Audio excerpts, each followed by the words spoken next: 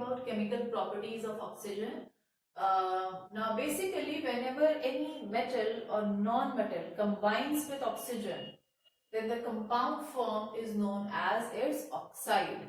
Like for example, here we can see the oxide of carbon, CO2, here carbon is combining with oxygen. Then similarly sulfur dioxide, that is where sulfur is combining with oxygen. This is sodium oxide, here sodium metal is combining with oxygen. And this process is known as oxidation. Now oxidation can take place in two ways. The first is the fast oxidation and second is the slow oxidation. In fast oxidation, what happens? A substance burns at a very high rate and produces a large amount of heat energy and light energy as well.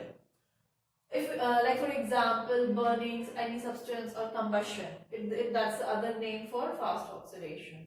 Then talking about slow oxidation. In slow oxidation, a substance combines with oxygen at a very slow rate. At such a slow rate that the amount of energy produced is also very less, heat energy, and no light energy is produced in such a process. Like for example, rusting and respiration.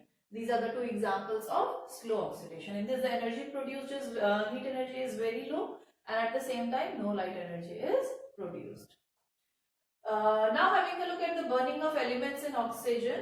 Now before we talk about the burning of elements like metals and non-metals in oxygen, we must be aware of the term ignition temperature. Whenever we try to burn anything, then we have to heat it to a certain minimum temperature, below which it will never burn. So that temperature is known as ignition temperature. Ignition temperature is different for different substances. Like if we talk about wood will be having a particular ignition temperature below which it will not catch fire. So now let us have a look at how non-metals react with oxygen. Now first talking about carbon. Now carbon burns in oxygen and forms carbon dioxide and a large amount of energy is produced. Now when carbon burns in oxygen, it burns with bright spark and a large amount of energy is produced. And if we talk about sulfur, sulfur combines with oxygen on heating and forms sulfur dioxide and again a large amount of energy is produced. When sulfur dioxide burns, it burns with a bluish flame and produces a pungent odor of sulfur dioxide. Sulfur dioxide is said to have a smelling of burnt sulfur. It has a pungent odor. Then talking about phosphorus, again phosphorus combines with oxygen on heating and forms phosphorus pentaoxide along with a large amount of heat energy. When we burn phosphorus in oxygen, then it burns with a dazzling flame and at the same time white dense fumes of phosphorus pentaoxide are formed. Then talking about hydrogen, hydrogen combines with oxygen and when we pass electric spark through it, then it converts into H2O along with the liberation of heat energy. So this is how the non-metals react with oxygen or burn in oxygen. Now one more thing I want to add, whenever any substance combines with oxygen, let us suppose take an example of magnesium. When we burn magnesium in oxygen, it will form magnesium oxide. So whenever we are burning any substance, then the product formed will always be heavier than the reactant because the oxygen atoms are added to it.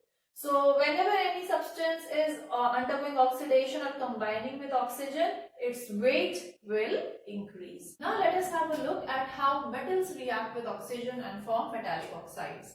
Now first example is of sodium. When sodium burns in oxygen, it burns with a bright yellow flame of sodium oxide and a large amount of heat is produced. Then talking about calcium, when calcium burns in oxygen, it burns with a bright brick red flame and forms calcium oxide. Then talking about magnesium, now when magnesium burns in oxygen, we have already studied earlier as well that it burns with a bright dazzling light and produces a white powder of magnesium oxide and a large amount of heat is produced. Then coming lastly to iron. When iron, red hot iron, now iron has to be heated to a very high temperature to make it react with oxygen. So when red hot iron reacts with oxygen or when burns in oxygen, it forms triferric tetraoxide and it burns with a bright spark and the product formed is insoluble in water. And along with that, a large amount of heat is produced. So these were the reactions for the reaction of metals with oxygen. Now having a look at the wax, what happens when wax is burnt in oxygen? When we burn wax in oxygen, then it reacts and forms carbon dioxide, water vapor and energy is produced. That means it undergoes combustion when it is burnt in oxygen. Then second is the reaction for rusting. Now during rusting, iron reacts with oxygen in presence of moisture, but it is a very slow oxidation process and during this process hydrated ferric oxide is formed, which we commonly called as rust.